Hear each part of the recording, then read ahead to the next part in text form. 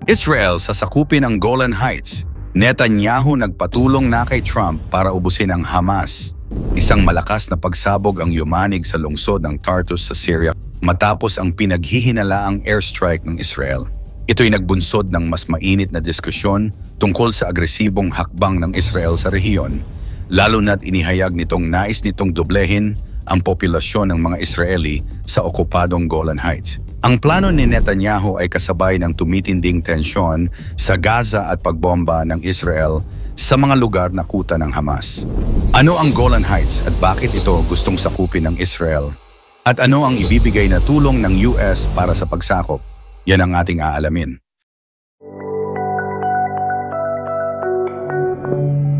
Ang Golan Heights, isang lugar na 460 square miles, ay okupado ng Israel mula pa noong 1967 Mideast War.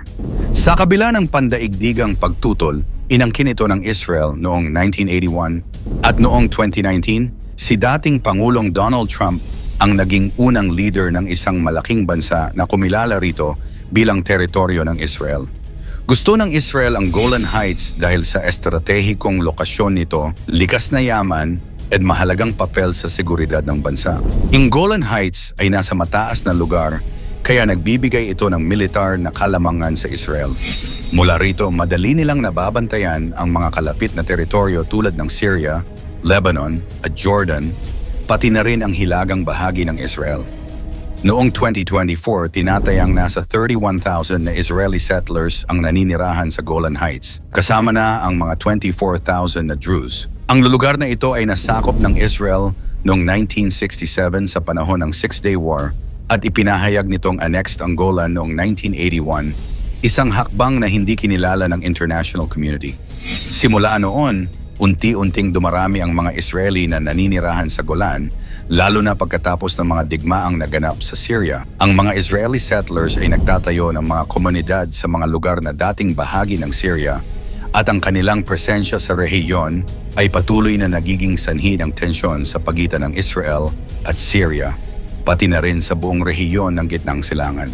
Sa kasaysayan, ginamit ng mga kalaban ang lugar para sa artileryang pag-atake bago pa ang 1967 Six-Day War, kaya mahalaga ito bilang natural na depensa laban sa mga banta. Bukod dito, mayaman ang Golan Heights sa likas na yaman, lalo na sa sariwang tubig. Ang mga tributaryo ng Jordan River na nagmumula rito ay nagbibigay ng halos 1/3 ng supply ng tubig ng Israel na mahalaga sa pang-araw-araw na pamumuhay at agrikultura. Dagdag pa rito, ang mayabong lupa ng rehiyon ay nagbibigay ng oportunidad para sa agrikultura at ekonomiya. Sa lahat ng ito, malinaw na ang Golan Heights ay isang critical na asset para sa seguridad at kaunlaran ng Israel. Ayon kay Netanyahu, ang pagpapatatag ng control sa Golan ay critical sa seguridad ng Israel.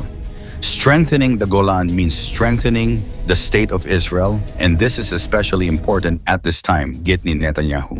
Para maisakatuparan ang plano, nagkasundo ang gobyerno ng Israel na maglagay ng karagdagang 7,000 pamilya sa Golan Heights, kasabay ng plano nitong palakasin ang militarisasyon sa lugar.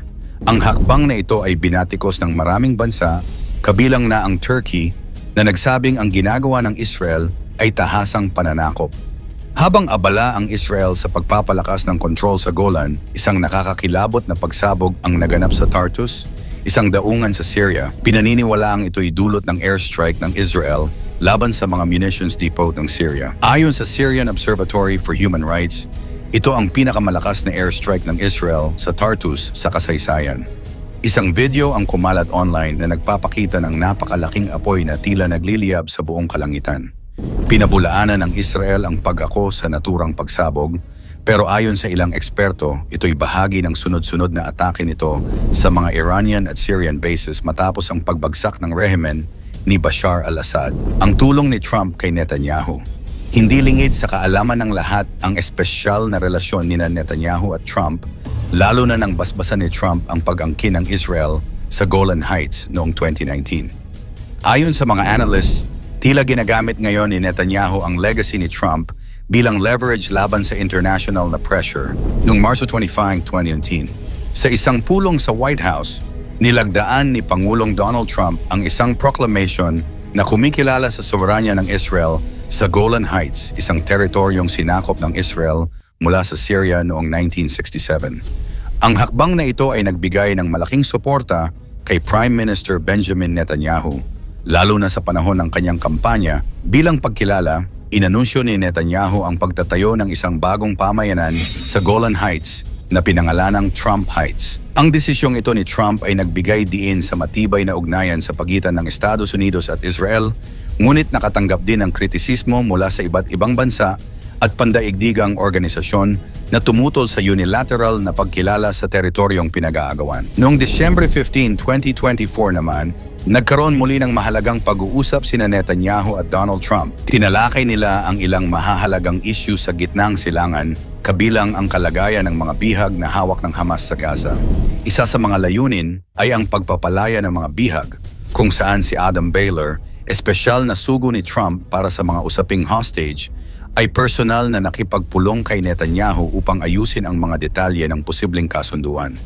Bukod dito, pinag-usapan din nila ang sitwasyon sa Syria, partikular ang mga usapin kaugnay sa seguridad ng rehiyon. Ididiniin din ni Trump ang kanyang kagustuhang wakasan na ang kaguluhan sa Gaza at suportahan ang anumang hakbang na magdadala ng kapayapaan sa rehiyon. Ang pag-uusap na ito ay patunay ng patuloy na pakikipagtulungan ng Estados Unidos at Israel sa harap ng mga hamon sa seguridad at kapayapaan sa gitnang silangan. Ayon sa mga eksperto, lahat ng ito ay bahagi ng mas malaking plano. Ang gawing opisyal na bahagi ng Israel ang Golan Heights at siguraduhing walang banta sa border nito. Ang negatibong reaksyon ng mundo. Hindi lahat ng bansa ay tahimik. Ang United Nations mismo ay nanawagan na itigil ng Israel ang mga pag-atake nito sa Syria at sa Golan Heights.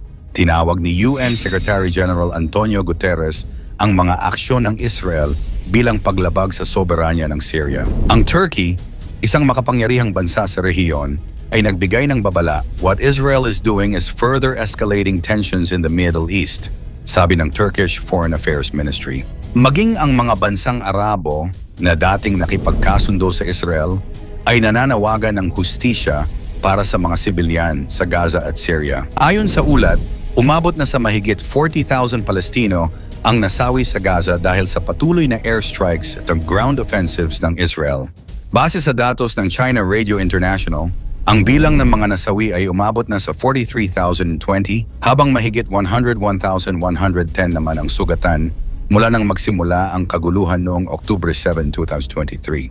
Ang mga bilang na ito ay patuloy na tumataas kasabay ng nagpapatuloy na tensyon at walang humpay na sagupaan sa rehiyon. Napakalaki ng epekto ng digmaang ito, hindi lamang sa mga sibilyan kundi pati na rin sa infrastruktura at pangkalahatang kapayapaan sa gitnang silangan. Habang patuloy ang tensyon sa Middle East, malinaw ang mensahe ni Netanyahu, walang espasyo para sa kaaway. Ngunit ang tanong, hanggang saan ang kayang isugal ng Israel para sa seguridad? Sa isang rehiyon kung saan ang bawat galaw ay maaring magbunsod ng panibagong digmaan, ang mga susunod na hakbang ng Israel ay maaring magpasiklab ng apoy na mahirap ng mapatay. Sa gitna ng kaguluhan, sino ang magtatagumpay? Ang naghahangad ng kapayapaan o ang nagpapatuloy sa digmaan? Ikomento mo naman ito sa ibaba. Huwag kalimutang i-like at i-share. Maraming salamat at God bless.